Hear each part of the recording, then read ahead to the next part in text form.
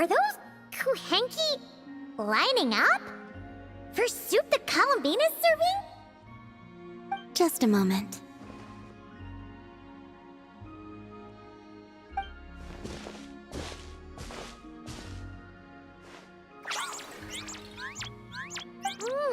Wow!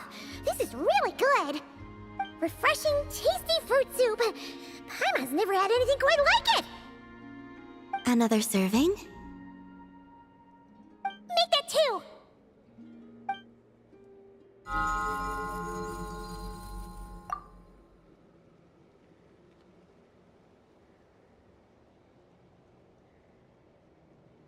Yes.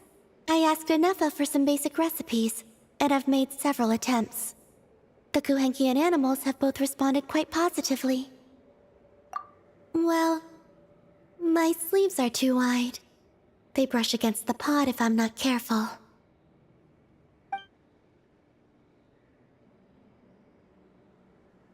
I struggle somewhat with making desserts, though.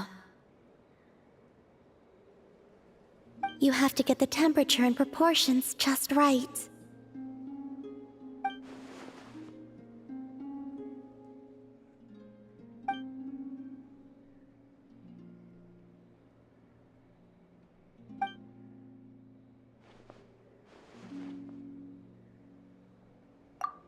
Sure. Let's start with Chromkake, shall we?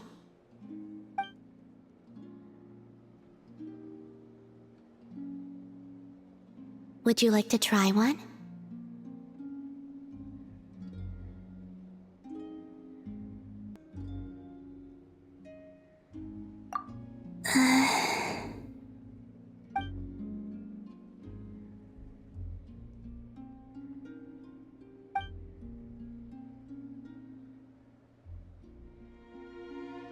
What do you think?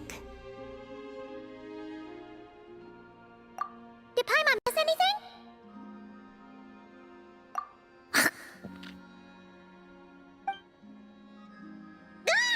It's so sour! What are you trying to do to Paimon?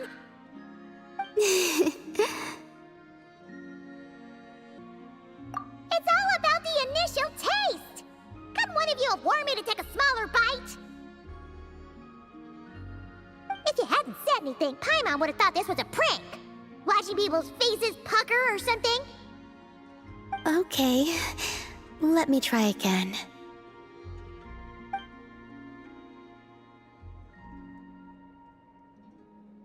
Here, try this batch.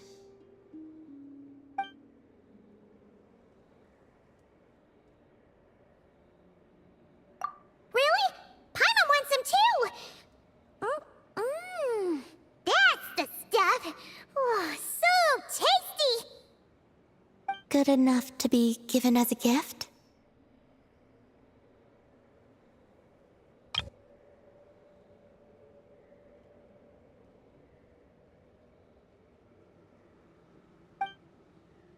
Totally! Wait, did you learn how to cook and make Chromkake because you wanted to make a present for someone? Yes, for my friends. Do you still remember the first time you came here together? You had prepared some food for me.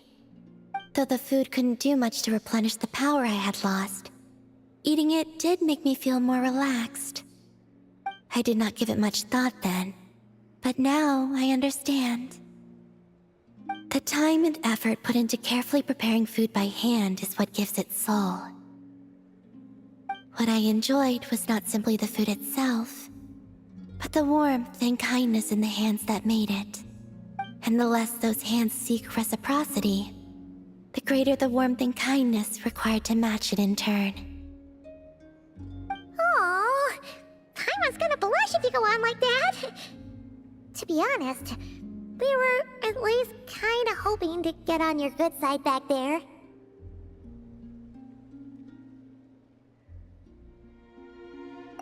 Indeed. But now that I understand all this, I'd like to do a little more. It's a wonderful feeling.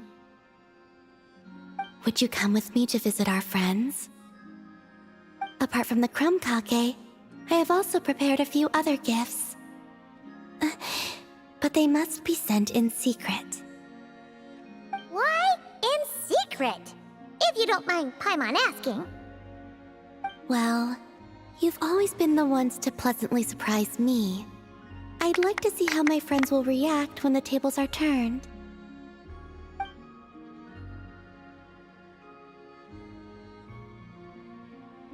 Phew! We were running all over! Finally done! Their reactions were kind of surprising, though. Some didn't even realize they were gifts from you, Columbina! It's fine. I expected as much. What's important is that they were happy to receive the gifts. In that case, Llama definitely knew the Chromcakes and wreath on her desk came from you.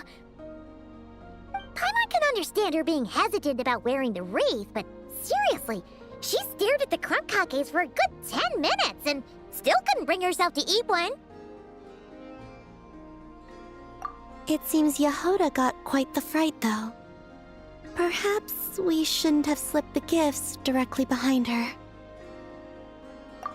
Maybe she's just naturally more alert? Still, she seemed to calm down when Astro came over to paw at the scratching post you sent. As for our other friends who aren't in Notcry, I'm counting on you to deliver their gifts.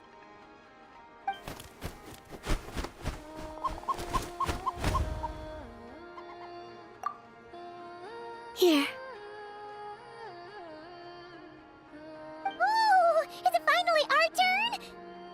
Huh? Candies? Paimon thought we'd get Chromcakes like everyone else. Well, you already had some of those while taste testing. Some variety is nice, don't you think?